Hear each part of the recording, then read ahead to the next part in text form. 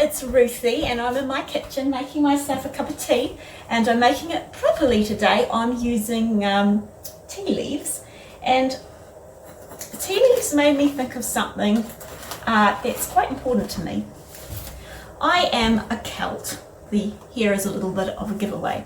A very, very Celtic bloodline, both sides of the family.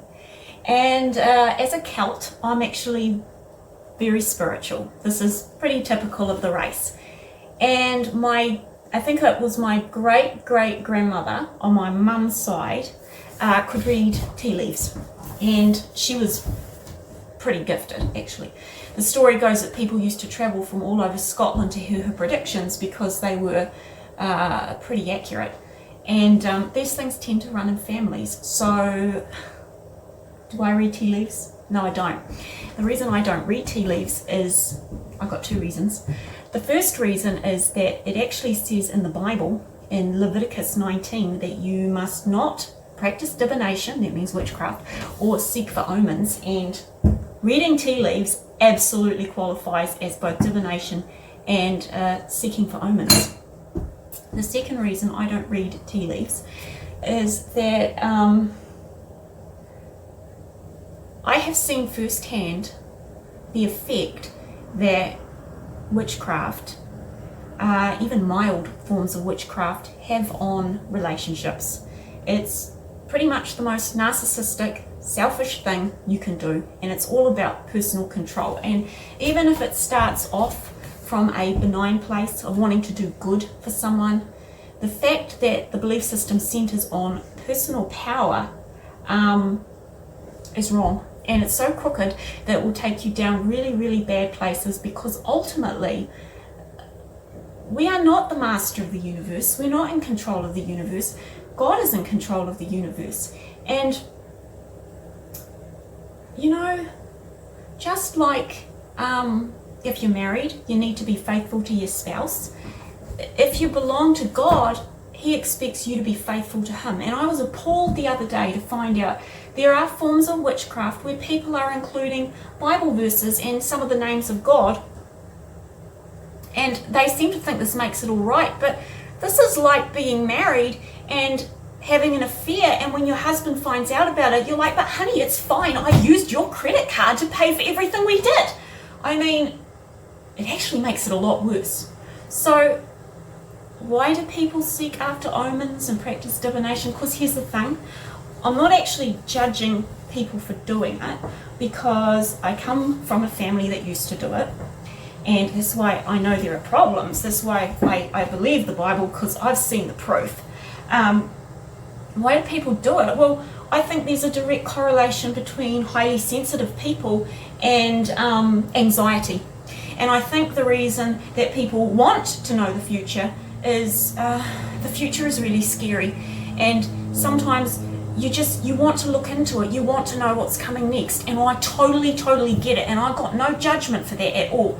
And if I didn't have the Bible and I didn't have a relationship with God, I'd be the first one looking for wisdom in tea leaves. I 100% would, and I'd be reading the zodiac every day, and I'd be using charms and amulets. I'd be doing the lot, because the world is scary. It is so scary sometimes, and you want something to lean on.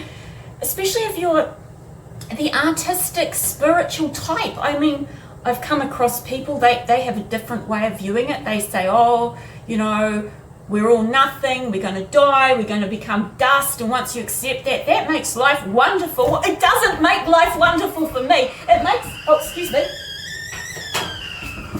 life empty. So it's very hard to balance meaning, believing there's a big story going on, but realizing I'm actually a really small entity, and that I'm fragile. And that's why I want to know the future. And that's why my ancestors wanted to know the future, and that's why my ancestors went around reading tea leaves and doing other things that they shouldn't have done. But I know why they did it. And the only solution I've come to, the only spiritual practice that can actually give you security about the future without putting a wedge between you and God is actually more God. You just have to trust in God. You have to realize, I might not know the future. I might never know the future, but whatever's in the future, I know who's in the future, and it's God, and I can trust him. And I know that sounds awfully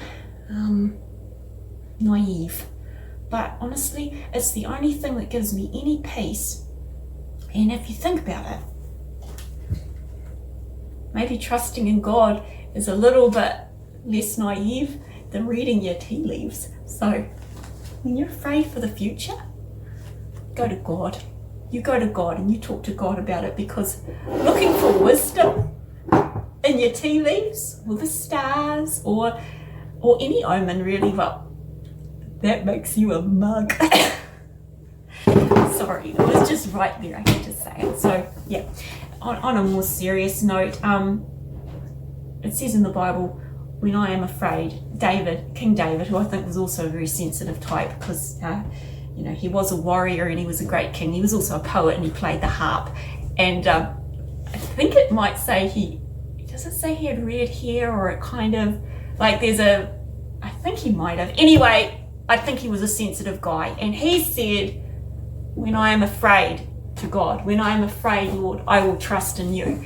And that's ultimately, that's it. That it comes down to trusting God. And the more we trust him, the more we walk with him, the closer we get to him, the more peace we get on the inside. And you know what?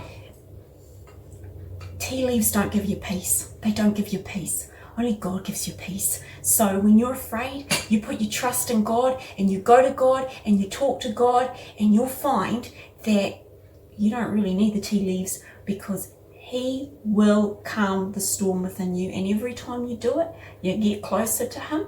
And every time you get closer to him, you get more inner peace. So there you go. Don't trust in tea leaves. Try God. Thank you for watching. Bye-bye.